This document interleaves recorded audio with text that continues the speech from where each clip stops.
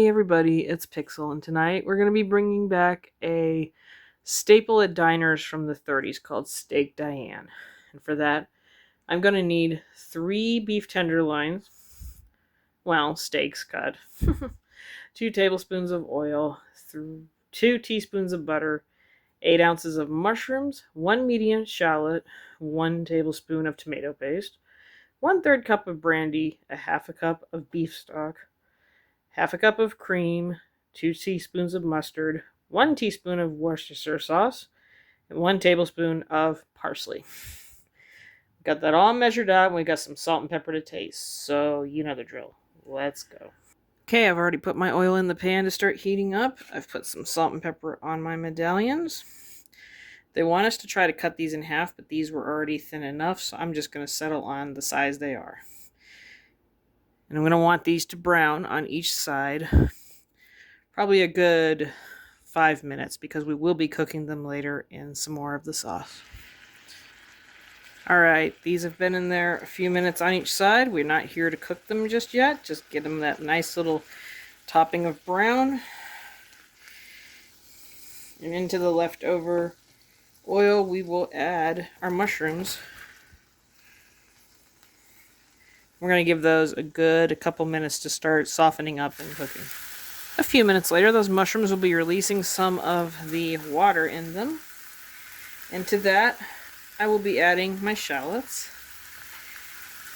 and our 2 tablespoons of butter.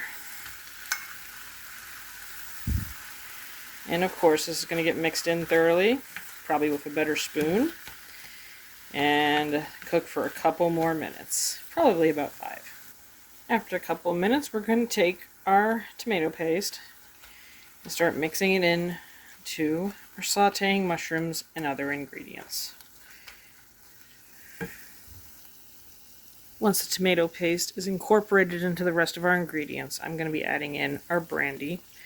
You're going to want to give that a good 2 minutes to cook off the alcohol and leave behind that lovely flavor it has. Alright, once that has taken some time to cook off, we'll be adding in our cream,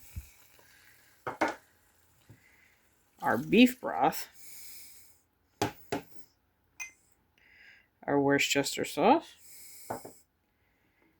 and we'll take the time to scoop out our mustard into our sauce. This is all going to come together until it starts to thicken. The steaks are cooking away, and the last thing we're going to be adding in is our parsley. Give that a couple more minutes, and it'll be ready to dish up. Once our sauce is coming together a little more, we will take those steaks we started cooking and nestle them back in there.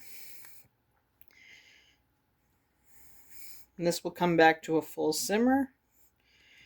We're probably going to give them a good 10 minutes in our sauce to cook.